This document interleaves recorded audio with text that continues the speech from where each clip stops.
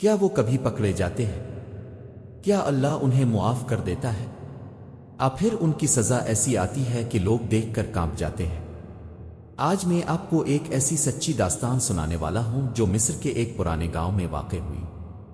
ایک کہانی جس میں دوستی تھی، وفا تھی، بے مثال محبت تھی، اور پھر ایک ایسی خیانت جو ایک پوری زندگی کو تار تار کر گئی۔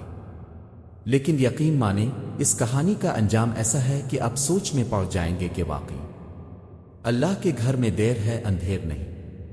بیٹھے رہیے، کیونکہ یہ کہانی صرف ایک وقت کی بات نہیں، یہ کل بھی سچ تھی، آج بھی سچ ہے، اور کل بھی سچ رہے گی۔ مصر کا ایک قدیم گاؤں جسے آج بھی لوگ حیران نظروں سے دیکھتے ہیں۔ کھجور کے درختوں کی چھاؤں میں بنے مٹی کے گھر، ہوا میں گھلتی مٹی کی خوشبو، اور دنیا کی بھاگ دوڑ سے دور ایک سکون بھرا ماحول۔ اس گاؤں میں مظہر اور شباب نامی دو دوست رہتے تھے۔ مظہر ایک محنتی اور ایماندار انسان، اپنے ہاتھ کی کمائی سے گھر چلاتا تھا۔ اس کی بیوی تھی، 3 بچے تھے، اور دل میں اللہ کا خوف تھا۔ روز صبح اٹھتا، کام پر جاتا، شام کو خوش ہو کر گھر لوٹتا۔ سیدھا سادہ انسان جس پر نظر پڑتی تھی تو دل کو سکون ملتا تھا۔ اور شباب، اس کی اپنی ایک الگ دنیا تھی۔ شکار کرنا اس کی زندگی تھا۔ جنگل کی گہری وادیوں میں جاتا، جانور پکڑتا، اور اسی سے گھر کا گزارا کرتا۔ 2 بچے، ایک بیوی، لیکن کام کا کوئی روٹین نہیں، اپنے وقت کا خود مالک۔ ان کی دوستی اس گاؤں میں ایک مثال تھی۔ لوگ کہتے تھے، دیکھو مظہر اور شباب کو، دوست ہو تو ایسا۔ ان کے گھر قریب تھے، دل اور بھی قریب تھے، ایک دوسرے کے دکھ میں شریک، ایک دوسرے کی خوشی میں مگن۔ لیکن کبھی کبھی جو چیزیں باہر سے خوبصورت لگتی ہیں، اندر سے کھوکھلی ہوتی ہیں۔ ایک دن مظہر نے شباب کے پاس آ کر کہا، یار، ایک بات کرنی تھی۔ شباب نے ہاں میں سر ہلایا۔ مظہر بولا، بھائی، تم جانتے ہو کہ میرا زیادہ وقت کام میں گزرتا ہے، گھر سے دور رہنا پڑتا ہے، اور جب میں باہر ہوتا ہوں میرے بچے اکیلے رہ جاتے ہیں۔ یہ سوچ سوچ کر دل بے چین رہتا ہے۔ کبھی کبھی رات کو نیند نہیں آتی کہ کہیں انہیں کوئی تکلیف نہ ہو۔ اگر تم تھوڑی مہربانی کرو، جب بھی وقت ملے میرے گھر کا تھوڑا خیال رکھنا، بچوں کو دیکھ لینا، بس اتنا ہی۔ شباب نے فوراً کہا، یار، یہ کیسا سوال ہے؟ آپ کے گھر کا خیال رکھنا میری ذمہ داری ہے، میں ہوں نا، اب بے فکر ہو کر کام کرو۔ مظہر کا دل ہلکا ہو گیا۔ اس نے سوچا، یار، ایسی دوستی دنیا میں کم ملتی ہے۔ کچھ وقت بعد مظہر کے بوڑھے والد، جو ایک دور دراز علاقے میں رہتے تھے، اچانک گھر آ پہنچے۔ کچھ دن کے لیے رکنے کا ارادہ تھا۔ یہ والد ایک سمجھدار اور تجربہ کار انسان تھے۔ زندگی کے اتار چڑھاؤ نے انہیں اتنا سمجھدار بنا دیا تھا کہ وہ چہرے پڑھ لیتے تھے بغیر کسی لفظ کے۔ جب انہوں نے شباب سے بات کی، اس کا انداز دیکھا، آنکھوں کی چمک پکڑی، تو ایک ہی بار میں پہچان گئے۔ شام کو جب مظہر گھر آیا، والد نے اکیلے میں بلایا اور پیار سے کہا، بیٹا۔ شباب دوست کے طور پر ٹھیک ہو سکتا ہے، لیکن گھر کی ذمہ داری اور اپنی بیوی بچوں کا خیال اس پر چھوڑنا، یہ دانشمندی نہیں ہے۔ میں نے اس میں کچھ دیکھا ہے جو مجھے پسند نہیں آیا۔ اس سے تعلق صرف دوستی تک ہی رکھو۔ وقفہ۔ مظہر کے اندر سے اٹھنے والا جواب تھا، لیکن وہ خاموش رہا۔ دل میں سوچا، شاید ابا کو شباب سے حسد ہو رہا ہے۔ اگلے دن والد نے پھر کہا، اس بار تھوڑی سختی سے، بیٹا، شباب کے ساتھ زیادہ وقت مت گزارو، وہ بھروسے کے قابل نہیں ہے، یقین رکھنا۔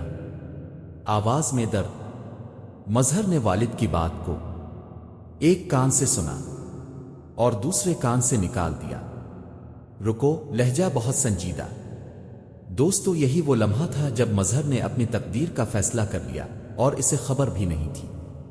بزرگوں کی بات میں سالوں کا تجربہ ہوتا ہے۔ ان کی آنکھیں وہ دیکھتی ہیں جو ہم نظر انداز کر دیتے ہیں۔ کچھ دن بعد مظہر کے والد واپس چلے گئے۔ زندگی پھر سے معمول پر آ گئی۔ ایک روز مظہر اپنے کام پر گیا ہوا تھا، اور شباب نے موقع پا کر اس گھر کا دروازہ کھٹکھٹایا جس گھر کی حفاظت کی ذمہ داری اس پر تھی۔ رکو، لہجہ سختی سے۔ مظہر کی بیوی نے دروازہ کھولا۔ شباب گھر کے اندر آیا، لیکن اس بار وہ دوست کے روپ میں نہیں آیا تھا۔ اس بار وہ ایک اور ہی چیز لے کر آیا تھا۔ اس نے مظہر کی بیوی سے ایسی بات کی جو سننے میں بھی قابل نفرت ہے، ناپاک ارادے، اور اس کے ساتھ پیسوں کی پیشکش۔ وقفہ، گہری خاموشی۔ مظہر کی بیوی، جو ایک سمجھدار اور باحیہ خاتون تھی، نے فوراً انکار کر دیا، سخت الفاظ میں۔ لیکن شباب نہیں رکا۔ اس نے دھمکی دینی شروع کر دی، اگر تم نے میری بات نہیں مانی تو میں مظہر سے یہ کہہ دوں گا کہ تم نے خود مجھ سے تعلق جوڑنے کی کوشش کی۔ آواز کانپاؤ تھوڑی۔ عربی معاشرے میں عزت، پردہ، خاندان کی ناک، یہ سب بہت بڑی چیزیں ہیں۔ مظہر کی بیوی کے اندر ایک عجیب سا خوف گھس آیا۔ خود کے سچ ہونے کے باوجود وہ ڈر گئی، اور یہی وہ لمحہ تھا جب ایک غلطی کی بنیاد رکھ دی گئی۔ ڈروں کے ہاتھ پھر آتے ہیں جب ہم سچائی چھوڑ دیتے ہیں۔ مظہر کی بیوی دل سے نادم، شباب کے دباؤ میں آ گئی، اور پھر یہ سلسلہ ایک بار نہیں رکا، بار بار ہوتا رہا۔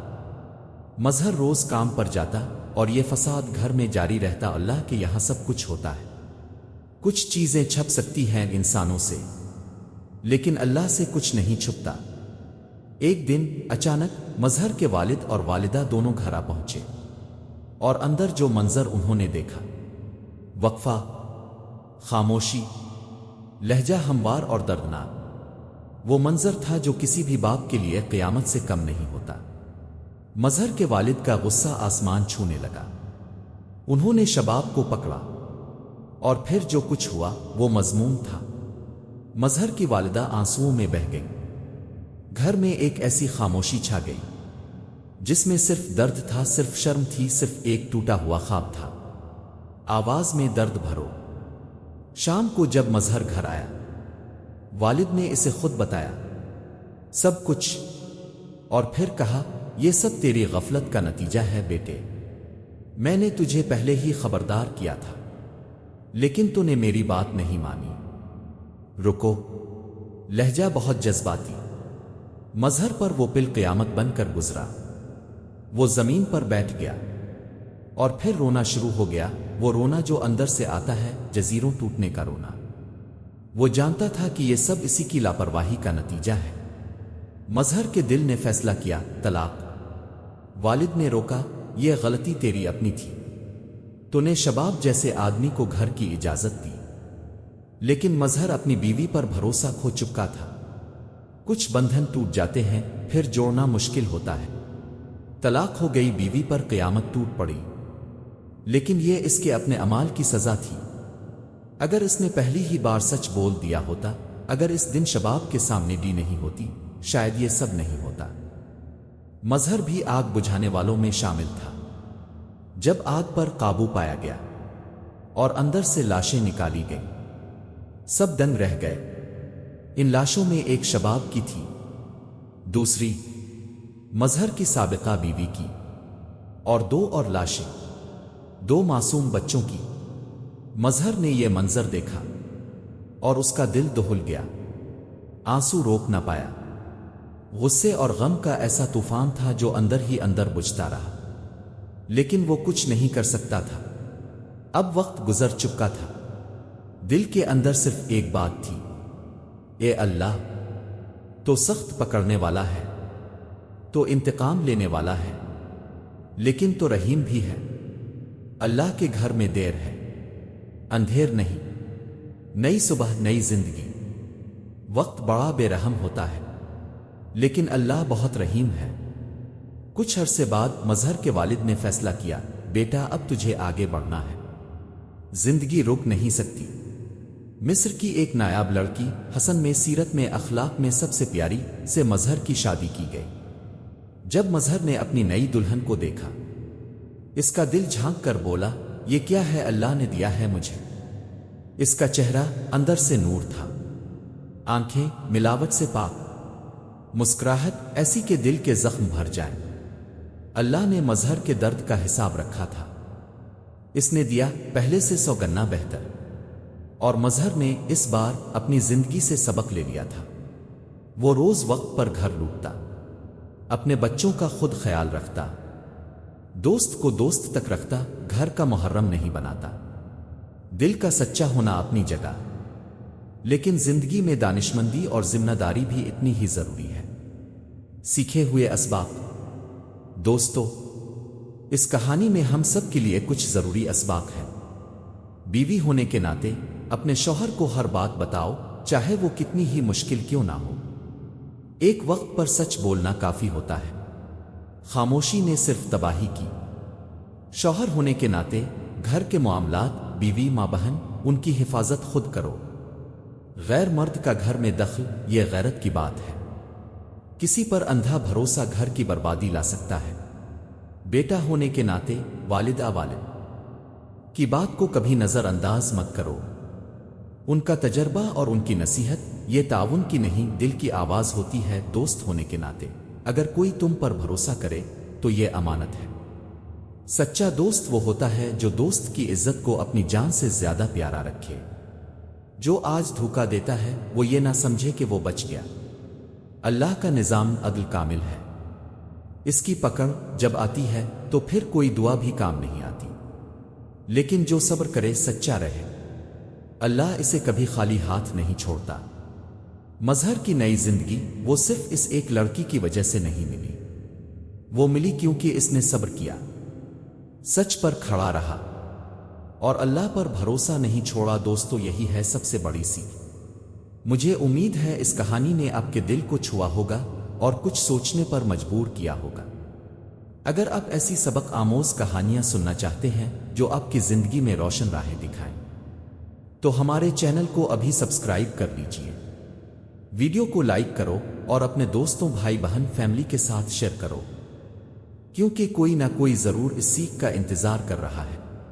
اور یہ بتاؤ کمنٹ میں اس کہانی میں آپ کو سب سے گہری بات کون سی لگی۔